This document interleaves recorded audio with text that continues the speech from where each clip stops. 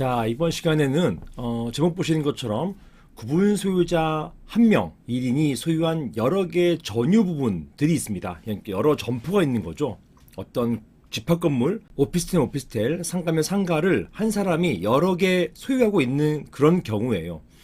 한 사람이 여러 개의 전유 부분을 소유하고 있고 여기에 각각 임차인들이 다른 경우입니다.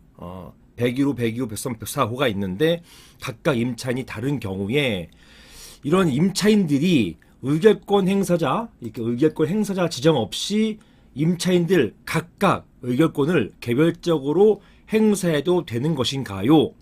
자, 이런 질문들이 있었고 이게 문제화된 사례가 굉장히 많습니다. 그래서 이번 참에 한번 정리해 보자는 의미에서 제가 말씀을 드리게 되었습니다. 구분 소유자는 한 명이기 때문에 이 한 명이 구분 소유자가 있고 이 한 명이 여러 개 점포를 가지고 있어요. 그리고 이 점포의 점유자가 각각 다르단 말입니다. 임차인들이 다르단 말이에요. 이런 경우에 임차인 개별적으로 임차인이 각각 의결권 행사할 수 있는 것인지 이게 핵심 쟁점이 되고요. 이게 실무에서 관련 집회를 하실 때는 항상 이 부분이 문제가 됩니다. 그래서 한번 이 사안에서 어떻게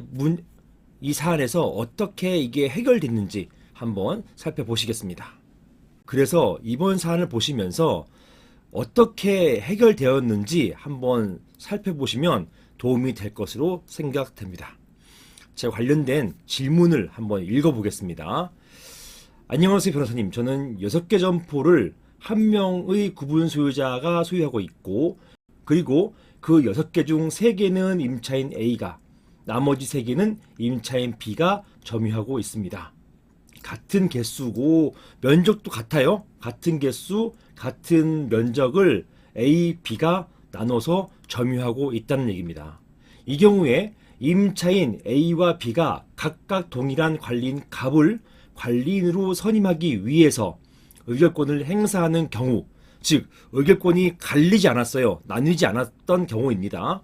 이런 경우, 이 경우 A와 B의 의결권 행사가 유효한 것일까요? 자, 이런 질문을 주셨고요. 관련된 판례가 있습니다. 실제로는요, 이게 만약에 A와 B가 관리인 선임에 있어서 의견이 갈랐다면 문제가 안 됐을 수도 있어요. 이거는 동일한 지분인데 각각 달랐으니까 과반이 안 됐으니까 이건 안 된다라고 했을 수 있는데 쉽게 판단할 수 있는데 상위 같은 경우는 일치됐단 말입니다.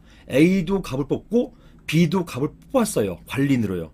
그러니까 의견이 합치가 되었단 말입니다.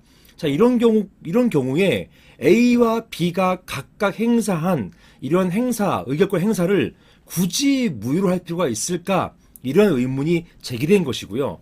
여기에 대해서 반대편, 즉 이거를 무효로 하고 싶은 그런 측에서는 이거는 법 위반이다. 이건 법 위반이기 때문에 무효화해야 된다라고 주장했던 사안이 되겠습니다.